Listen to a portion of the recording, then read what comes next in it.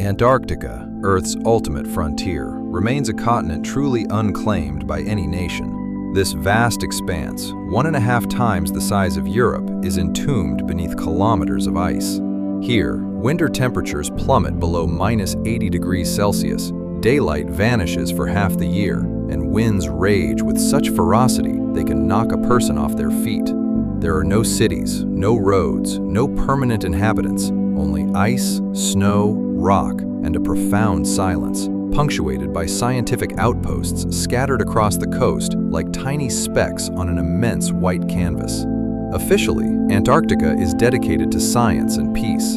In 1959, 12 nations signed the Antarctic Treaty, prohibiting military activity, resource extraction, and territorial claims on the continent. This sounds noble and admirable. Imagine 12 powerful states, including the Soviet Union and the United States, then on the brink of nuclear annihilation, sitting down together to peacefully negotiate over an ice floe populated by penguins. But if you pause to consider it, a question arises: why?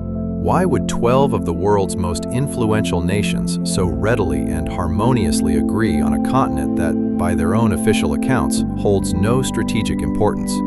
What is it about Antarctica that causes major powers, usually incapable of agreeing on anything, to suddenly find common ground? In 1959, they couldn't agree on disarmament, space exploration, or even the status of Berlin, yet a resolution for Antarctica was reached in a matter of months. It's peculiar, isn't it? Governments often remain silent when they have something to hide, and in Antarctica's case, the reasons for silence may be far more numerous than we imagine. Today, we will delve into 6 mysteries of the planet's most enigmatic continent, exploring discoveries, measurements, and documentation that, for reasons unknown, are rarely discussed openly. Our first mystery concerns Lake Vostok. Beneath the Antarctic ice cap, at a depth of nearly 4 kilometers, lies a colossal freshwater lake. It spans approximately 250 by 50 kilometers, larger than Lake Geneva. This lake has been isolated from the external world for at least 15 million years. 15 million years. When this lake last saw sunlight, humans had not yet walked the earth. Not even our ape-like ancestors existed. The world was an entirely different place. Soviet scientists first detected this lake in the 1960s when aerial radar surveys indicated peculiar ice behavior above what would become the Vostok Station. However, its existence was not definitively confirmed until the 1990s, when satellite radar meticulously mapped the distinct outlines of a vast body of water beneath the glacial shield. The revelation was seismic, a colossal lake, unseen for 15 million years. What lay within? What forms of life? Perhaps an entire ecosystem, evolving in parallel with our own, but governed by entirely different principles. A race ensued to drill through the ice and reach the water. Russian efforts, initiated during the Soviet era, were slow and arduous, undertaken in harrowing conditions. Temperatures at Vostok Station can plunge to -89 degrees Celsius, making it the coldest point on Earth. The drill advanced centimeter by centimeter, and in 2012, after a decade of work, it finally breached the lake's surface. The entire world awaited the findings. And here lies the strangeness. The results from water sample analyses were released with extreme caution, in small installments, and with significant delays. Official science declared the discovery of trace bacteria, nothing more. No sensational revelations, just bacteria. Thank you, disperse. But individuals closely involved with the project offered a different account. According to unofficial sources, the samples contained DNA from organisms that could not be classified within any known species. Not bacteria, not archaea, not viruses, but something entirely absent from existing databases. One microbiologist working with the samples confided in a journalist that certain results had been requested to remain unpublished. The identity of the requester and the reasons behind this request were not disclosed. The Americans, simultaneously drilling into another subglacial lake, Lake Whillans, also reported finding life, but their descriptions of the results were similarly and curiously reticent. What secrets does Lake Vostok conceal? A simple bacterium that has lived in darkness beneath the ice for 15 million years, or something that challenges our very understanding of life? Scientists remain tight-lipped. Governments offer no comment. The drilling, which cost vast sums and immense effort, was effectively halted after the initial contact with the water. It was as if a decision was made that further exploration was inadvisable. Our second mystery is the Wilkes Land anomaly. In 2006, satellites conducting gravitational field surveys of Earth detected a colossal anomaly beneath the Antarctic ice sheet in the Wilkes Land region. This massive area, approximately 500 kilometers in diameter, exhibited gravitational readings significantly different from its surroundings. 500 kilometers is the distance between Moscow and Nizhny Novgorod. Something incredibly large and dense lay buried beneath kilometers of ice, and it appeared to have been there for a very long time. Official science offered an explanation. It was the scar from the impact of a colossal asteroid that struck Earth approximately 250 million years ago at the end of the Permian period. If true, this would be the largest impact crater on the planet, 4 to 5 times the size of the Chicxulub crater, the one responsible for the extinction of the dinosaurs. This impact, it is hypothesized, may have caused the Great Permian extinction, which wiped out 96% of all marine species. This narrative is impressive and even elegant. One catastrophic event explaining the most massive extinction in Earth's history. However, it feels almost too convenient. One crater and all questions are answered. The problem is that no one has visually confirmed the existence of this crater. It lies beneath a layer of ice several kilometers thick. Its existence is an interpretation of gravimetric data, and data can be interpreted in various ways. Some researchers point out that the anomaly's shape is not entirely typical for an impact crater. It is too regular, too symmetrical. Asteroid impacts typically create irregular, jagged craters with ejecta scattered in all directions, whereas this appears to be almost a perfect circle. One geophysicist, who wished to remain anonymous, stated in an interview that the structure more closely resembled something constructed rather than something impacted. While this sounds fantastical, until the ice is drilled and the subsurface is examined, all theories remain on the table. And for some reason, no one seems eager to drill, despite the technological feasibility and the immense scientific interest such a discovery would warrant. Our third mystery is the Blood Falls. In Antarctica's dry valleys, one of the continent's most peculiar locations, devoid of snow and ice and characterized only by barren rock and wind, a stream of bright red liquid resembling blood flows from the Taylor Glacier. The site is, frankly, something out of a horror film. White ice, gray rock, a deathly silence, and then a blood-colored stream cascading down the glacier's surface into a lake below. The first explorers to witness this in 1911 were astonished. They initially attributed it to red algae, then to a mineral, and later to bacteria. However, the truth turned out to be both more intriguing and more unsettling. The official explanation is as follows.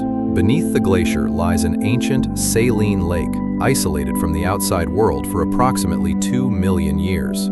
The water is so saturated with iron that upon contact with air, it oxidizes and turns red, much like rust. Bacteria inhabiting this lake feed on iron and sulfur, surviving without oxygen or sunlight. They literally consume metal and respire sulfur. It's a compelling story, and science considers the matter settled. Yet, certain details are whispered about more discreetly. When samples of the Blood Falls water were subjected to more detailed analysis, bacteria with highly unusual metabolic processes were discovered. These organisms not only survived without oxygen, but employed chemical reactions previously thought impossible for living beings. They could simultaneously oxidize and reduce iron, switching between these modes based on environmental conditions. One microbiologist described them as bacteria that had rewritten the biochemistry textbook, performing actions that, according to all established theories, they should not have been capable of. But the most fascinating and alarming aspect lies elsewhere. The environment in which these bacteria thrive bears a striking resemblance to the conditions scientists believe exist beneath the icy crust of Jupiter's moon, Europa, and beneath the surface of Mars, a cold, saline, oxygen-deprived brine with a high iron content. If life flourishes in such an inferno beneath an Antarctic glacier, why could it not thrive there as well? This is no longer speculation. It is a direct analogy based on empirical data. Some researchers suggest that this is precisely why Blood Falls attracts interest not only from biologists, but also from military and space agencies. And it is why some of the data remains inaccessible.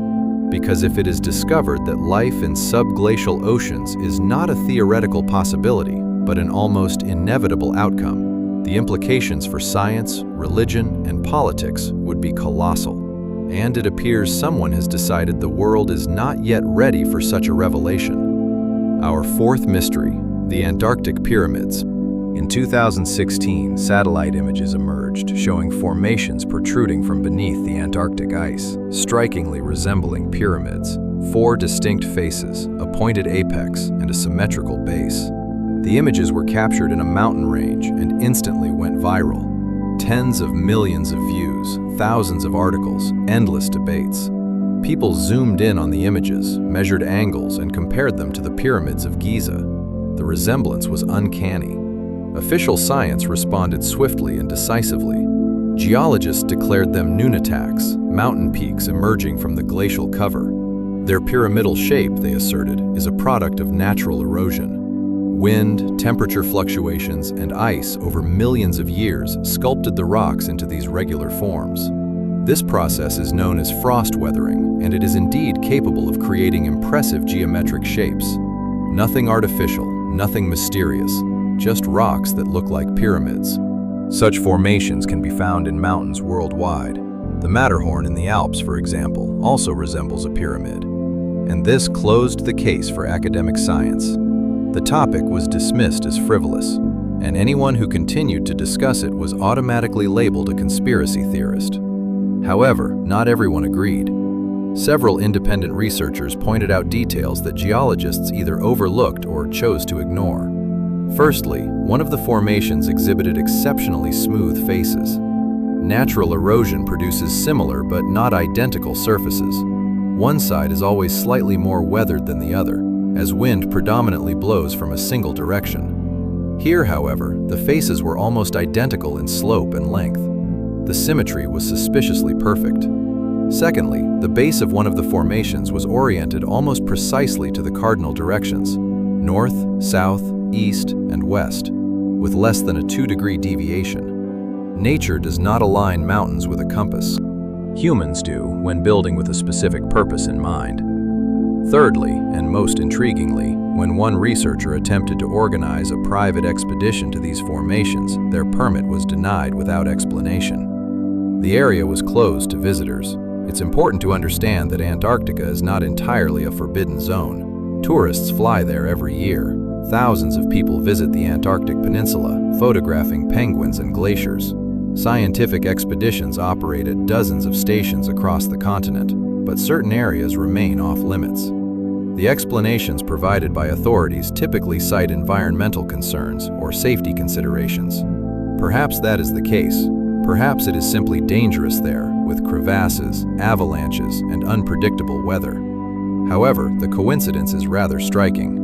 The area where these pyramid-like objects protrude from the ice is precisely the area that is inaccessible, and attributing this solely to concern for tourist safety strains credulity. Our fifth mystery, Operation High Jump.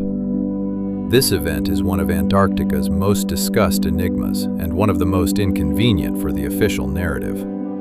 In 1946, a mere year after the end of World War II, when Europe lay in ruins and America was just beginning its transition to peacetime, Admiral Richard Byrd led the largest military expedition to Antarctica in history. The operation was codenamed High Jump, and its scale is truly astonishing. 13 ships, including an aircraft carrier, 23 aircraft, and over 4,000 personnel, sailors, aviators, and Marines. This was not a scientific expedition with a handful of geologists and a box of instruments. It was a full-fledged military operation on an icy continent that, according to the official version, contained nothing but penguins and weather stations. Why? The stated objective of the operation was to train personnel in polar conditions and to map the Antarctic coastline. This sounds logical. The Cold War was escalating, the Soviet Union was a potential adversary, and the Arctic and Antarctic were strategically vital regions. But there are nuances that do not fit this narrative. The expedition was scheduled to last 6 to 8 months, but returned after only 2. Byrd abruptly terminated the operation and recalled the fleet. The official reason cited for the curtailment was unfavorable weather conditions, yet it was the end of the Antarctic summer, the optimal time for operations on the continent. What unfavorable conditions? After his return, Byrd gave several interviews in which he made peculiar statements. In one, published in a Chilean newspaper, he declared that Antarctica posed a serious threat to the security of the United States, and that America might have to confront objects capable of moving at incredible speeds from pole to pole in the future. He also mentioned that technological progress was relentless, and that Antarctica could become a source of problems for which the world was unprepared.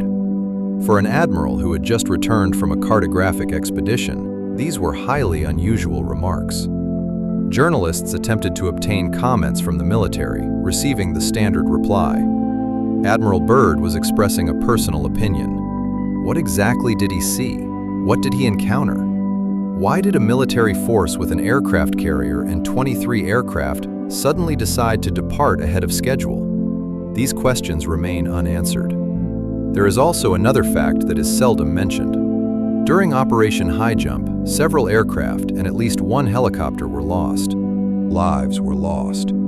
The official explanation? Aviation accidents caused by severe weather. However, some eyewitnesses later recounted that the circumstances of the losses were unusual. The details remain classified. The official documents of Operation High Jump are still not fully declassified. Portions have been released, but many contain redacted paragraphs and pages marked with classifications that have yet to be removed. The U.S. government states that this is standard procedure for military documents of that era, and that there is nothing unusual about it. Perhaps. But when a government expends millions of dollars to send an aircraft carrier to an apparently empty ice mass, and then classifies the results, questions naturally arise. Our sixth mystery: the thermal anomaly and restricted zones. In 2018, satellites equipped with thermal imaging sensors detected an area of anomalously high temperature in East Antarctica. Beneath the ice lay a region significantly warmer than the surrounding terrain. It was not a small area, spanning tens of square kilometers. A warm spot in the heart of the coldest place on Earth. Official science attributed this to volcanic activity. There are indeed volcanoes beneath Antarctica. Over 100 have been identified, and some are active. Hot magma heats the rock, which in turn heats the ice from below, and the heat is visible from satellites. This seems logical, but is the question truly settled? There were details that raised eyebrows among those proficient in analyzing satellite data. Firstly, the location of the anomaly did not correspond to any known volcanic site. The nearest subglacial volcano was hundreds of kilometers away. This is akin to finding a hotspot in the middle of a desert and claiming it was heated by a bonfire burning 300 kilometers distant. It doesn't add up. Secondly, the shape of the thermal zone was unusual. Not circular or irregular, as is typical with volcanic heating, but elongated, almost rectangular, with sharp boundaries. Nature does not create rectangles with distinct edges. Volcanoes do not heat terrain in rectangular patterns. Thirdly, the temperature within the anomaly was stable, absolutely stable. It did not fluctuate with the seasons, the time of day, or solar activity. This is uncharacteristic of a volcanic source. Volcanoes have their own rhythms. Their activity varies. Here, there was a steady, constant, unchanging warmth, as if from something operating without interruption, like a mechanism. The satellite data briefly appeared in the public domain, but disappeared within weeks of publication. Not all the data, but specifically the images covering the anomaly area. The official explanation was a technical glitch during database updates. The images were later reinstated, but at a lower resolution, rendering the anomaly's details unreadable. A coincidence, perhaps, but a remarkably opportune one. Around the same time, several bloggers and independent researchers noticed that certain areas of Antarctica appeared strangely on maps. Some sections were blurred or smudged, while others were covered by a uniform white patch, clearly overlaid on the actual imagery. Officially, this is explained by the difficulty satellites encounter in capturing clear images of polar regions due to illumination angles and ice reflection. And this is partially true. Imaging the poles is indeed challenging. But why are specific points blurred rather than the entire continent? Why are adjacent areas perfectly visible while this particular square is obscured? A former analyst who worked with commercial satellite imagery revealed on a podcast that there exists a list of coordinates that satellite data providers are obligated to process before publication. This list, he stated, includes military installations, secret bases, and yes, several points in Antarctica. He was unable to provide specific coordinates due to signing a non-disclosure agreement. However, the mere fact that on an apparently empty, icy continent, officially devoid of any secrets, there are locations that must be concealed from public view speaks volumes. What lies hidden beneath the ice? Theories abound. Some suggest secret military bases built during the Cold War. Others point to natural resources that governments wish to reserve for themselves in the future: oil, gas, rare minerals. Some subscribe to more exotic theories, but the fact remains, on a continent ostensibly open to peaceful scientific inquiry by treaty, there are zones where scientists are not permitted entry. There are satellite images that are retouched. There is data that vanishes from databases. And there are governments that offer the same response to every question. Nothing interesting, just ice and penguins. When all these accounts are pieced together, a disturbing picture emerges. The issue is not even the specific findings, although each, in isolation, could provoke sleepless nights. It is the pattern. Beneath the Antarctic ice lies a lake, isolated for 15 million years, from which samples were retrieved and their results classified. A colossal gravitational anomaly, the size of half of France, which for some inexplicable reason no one wishes to drill into, despite the enthusiastic half-century-long study of the crater that wiped out the dinosaurs.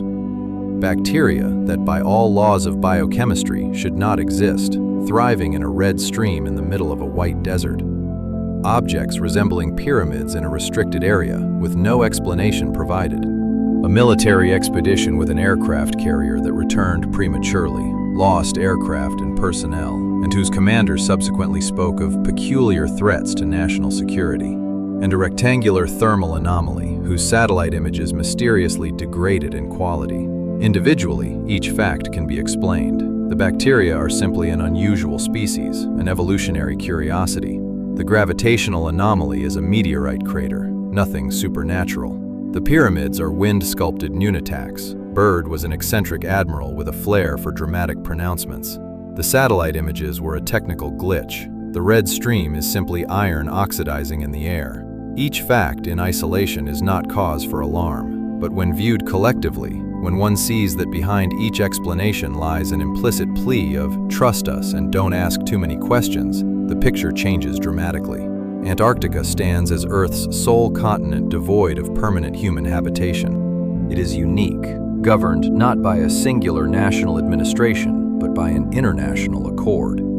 Unlike anywhere else, one cannot simply purchase a ticket and embark on a journey there at will.